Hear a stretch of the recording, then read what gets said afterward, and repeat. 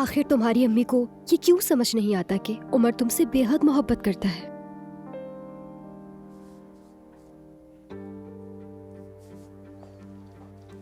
बहुत खुशनसीब हो, इतनी कुर्बानियां दे रहा है।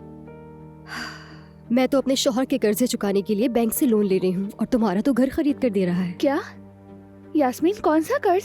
अरे नहीं, मेरा मतलब कुछ और था। यास्मीन, मुझे बताओ कैसा कर्ज है तुम पर?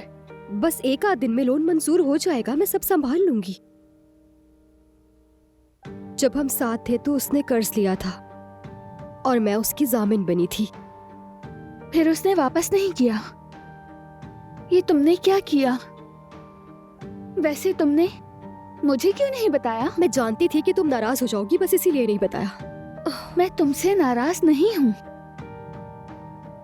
तुमने उस पर भरोसा किया जैसे खुद पर करती हो, बिल्कुल वैसे ही जैसे मैंने मेहमत पर किया था।